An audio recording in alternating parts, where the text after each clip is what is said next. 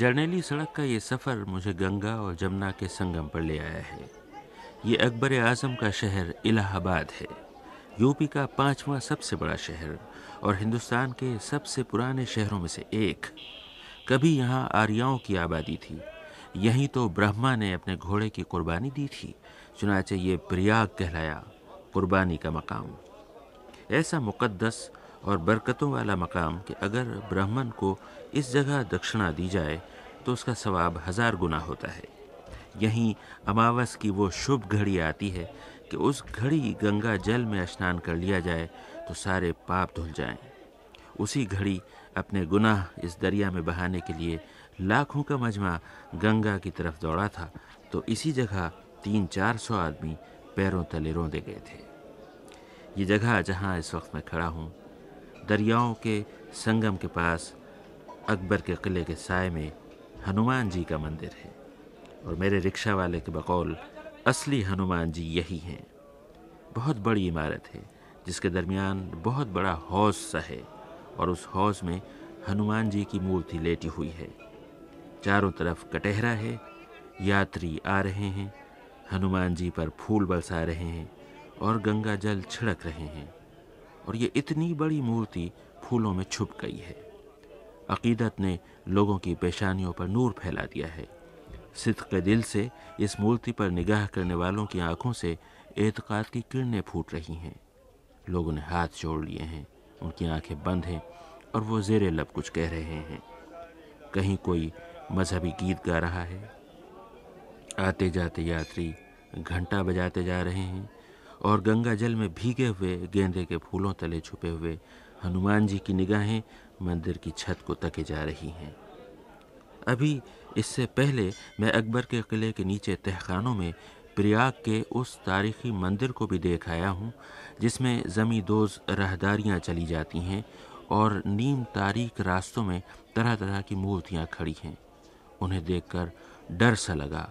शायद मेरा अक़ीदा मुख्तलिफ होता तो उन्हीं को देखकर एहतराम से मेरी निगाहें झुक जातीं। उस तहखाने जैसे मंदिर की सुरंगें बिलाखिर वस्ती हॉल में पहुंचती हैं, जहां शिवलिंगम इस्तादा है। मैं तो खैर जूँ तू वहां पहुंच गया, मगर मेरा साइकिल रिक्शा वाला हरासा था, क्योंकि यात्रियों के जूतों की रखवाली करने वाली 11-12 बरस की काली कलूटी लड़की चिल्लाए जा रही थी, बाबा ये देखो रिक्शे वाला अंदर आ गया, इसे निकालो आकर। और रिक्शे वाला उसकी खुशामद किए जा रहा था, अरे जाने दे मैया जाने दे।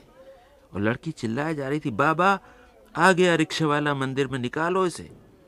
इस खौफ से कि अगर कहीं मेरा हाल खुल गया तो खुदा जाने क्या हो, शिवलिंगम पर शीस नवाए बिना मैं लपक कर बाहर आ गया। आइए अब हनुमान जी के मंदिर से बाहर और घाट से वापस चलें कि रास्ते में फ़कीर बैठे हैं और भीख मांग रहे हैं, और कुछ गाने वाले हैं जो साज़ बजाते जा रहे हैं और उस पर मजहबी गीत गाते जा रहे हैं। अरे तुमको है प्रभु अब राज हमारे,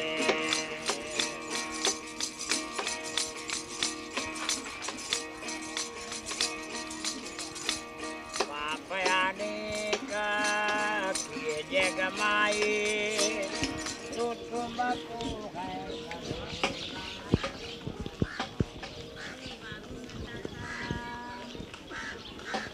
दाता गंगा माई, हम गरीब को दया कर दे दाता। हाँ, तो अब हमें इलाहाबाद शहर देखना है, इलाहाबाद वालों की बातें सुननी है। अकबर का किला पीछे रह जाता है, उसी के अंदर अशोक का वो 35 फीट ऊंचा मीनार खड़ा है, जिसे गालिबन फिरोज शाह तुगलक या शायद अकबर कुसम्भी से यहाँ इलाहाबाद लाया था। सन 1837 में ये ज़मीन पर लेटा हुआ यहाँ मिला था और इसे दोबारा खड़ा किया गया था।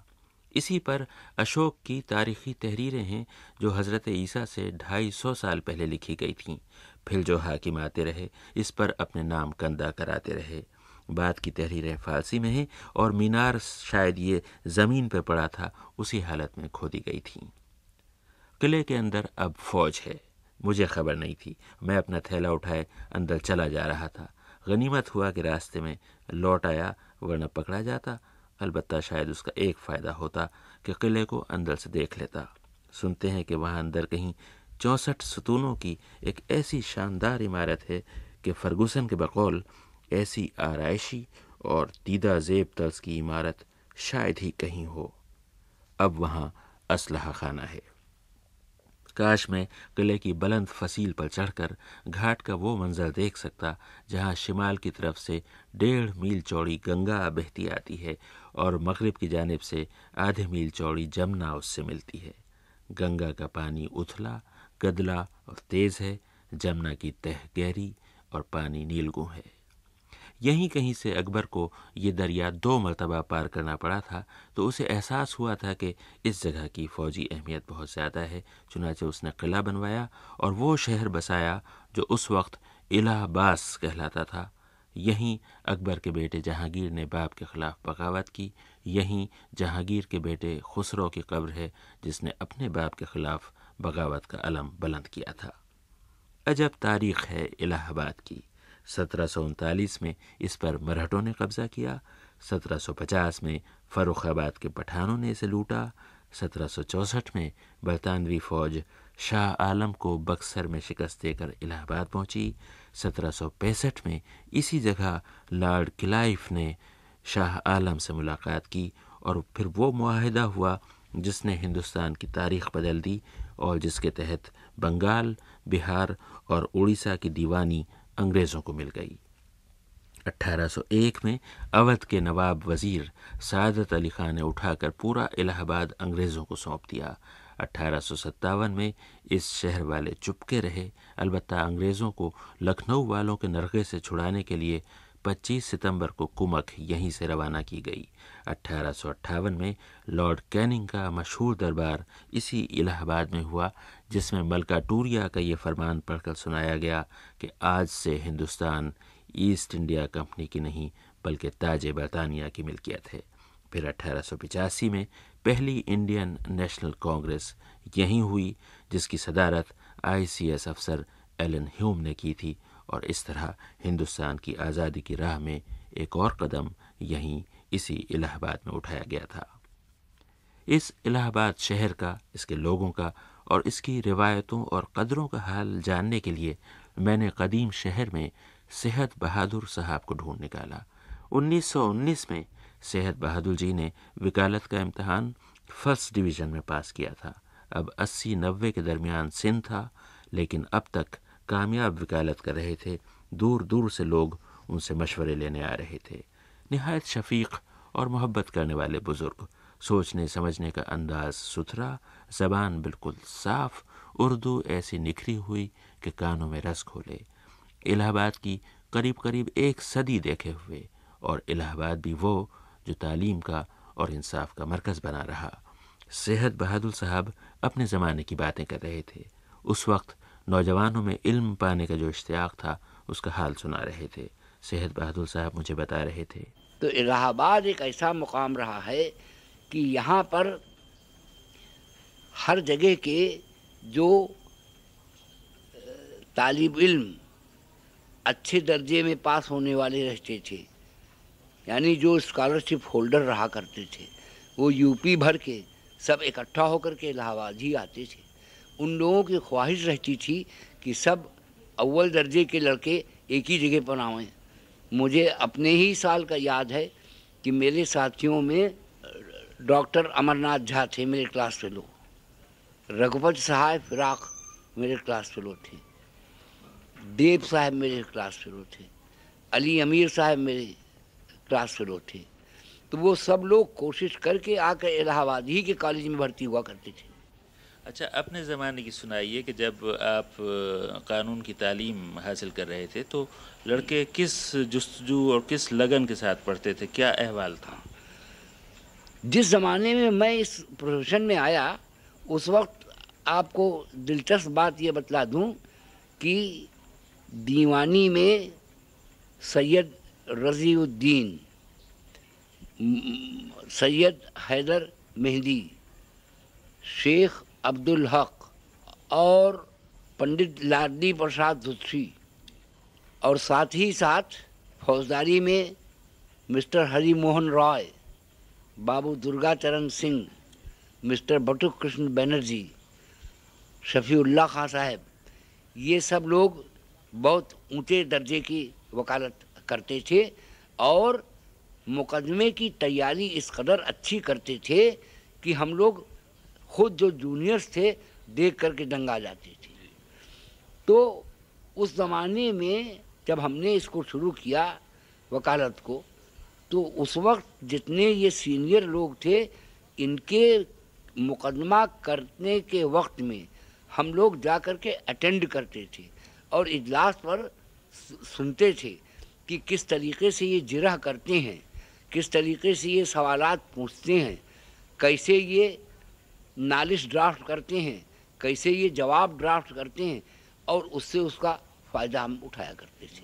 अच्छा, ये फरमाइए कि कदीम इलाहाबाद में जराइम की नौयत क्या आज के जराइम की नौयत से मुख्तलिफ हुआ करती थी? जहाँ तक कि जराइम का सवाल है, मेरे शुरू वकालत में कहीं साल में 1 या 2 सेशन के कत्ल के मुकदमे आया करते थे और उस रोज़ ये होता था कि जो सेशन जज का कमरा था वो सुर्ख पर्दों से सजाया जाता था और सिपाही सामने खड़े रहते थे। मालूम होता था कोई बड़ी इम्पॉर्टेंट चीज़, बड़ी ज़रूरी चीज़, कोई भारी मुकदमा यहाँ पर होने के लिए जा रहा है। और अब तो हमारे ख्याल में हालत ये हो रही है कि इलाहाबाद में 12-12, 14-14 एडिशनल सेशन जज हैं। वो शायद ही कोई दिन ऐसा होता होगा कि जिस रोज़ उनके पास मुकदमा एक आध कत्ल का, डाके का या संगीन जुर्मों का न रहता हो। अच्छा, ये फरमाइए कि आपके ख़्याल में ज़िंदगी, समाजी ज़िंदगी में वो कौन से एलिमेंट्स हैं, वो कौन सी नई बात पैदा हो गई है कि जराइम बढ़ गए हैं और शिद्दत इख्तियार कर गए हैं? जराइम के बढ़ने का एक तो वजह साफ है, जिसको कि हर शख्स समझ लेता है बहुत आसानी से, वो आबादी का बढ़ना। ये चीज़ हर तरीक़े से नुकसानदेह है हमारे मुल्क के लिए। सेहत बहादुर जी, ये फरमाइए कि जब आबादी कम थी तो आपका ये शहर इलाहाबाद कहीं ज़्यादा पुरसुकून होगा, जराइम कम होंगे, लोग आराम की ज़िंदगी गुजारते होंगे। वो दिन आपको याद हैं? क्या ज़िंदगी का अंदाज़ था? आप कुछ हंसेंगे अगर मैं बतौर वाक़या बताऊं। जब मैंने वकालत शुरू किया तो मैं अपनी माँ के हाथ में 30 रुपया माहवार रख देता था और इस 30 रुपये माहवार में वो अपने 6 बेटे 2 बेटियां की परवरिश करती थी, सबको पढ़ाती थी, लिखाती थी। घर का गल्ला, घी, दूध, नमक, लकड़ी, कोयला इतने में आता था और पूरा हो जाता था। तो ये मैं बताना चाहता हूँ कि अब ज़माना ये हालत हो गया है कि चंद साल पहले मैं ये देखता था कि मैं अपने मुलाजिम को सुबह के वक्त 100 रुपया देता था और शाम को तो कहता था कि सब खर्च हो गया। अच्छा, ये फरमाइए कि अब तो नौयत बदल गई है। कदीम इलाहाबाद में मुख्तलिफ़ फ़िरक़े, मुख्तलिफ़ तबक़े, मुख्तलिफ़ मज़ाहिब, ये किस तरह रहते थे? इतनी सहूलियत और मोहब्बत थी कि मैं आपसे उसकी तारीफ़ नहीं कर सकता। आपको एक हादसा बता दूं तो उसको सुनिएगा तो उसी से आपको अंदाज़ मिल जाएगा। मेरे वालिद के एक दोस्त थे जिनका नाम था तफज्जुल हुसैन खां। वो बहुत ही उनके पक्के दोस्त में थे।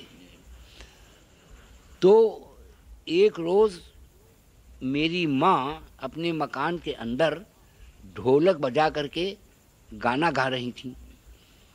तो हमारे वालिद उधर से आए और आ करके ये कहा हमारी माँ से कि ढोलक बंद कर दो, गाने बजाने की ज़रूरत नहीं है। उन्होंने कहा क्यों?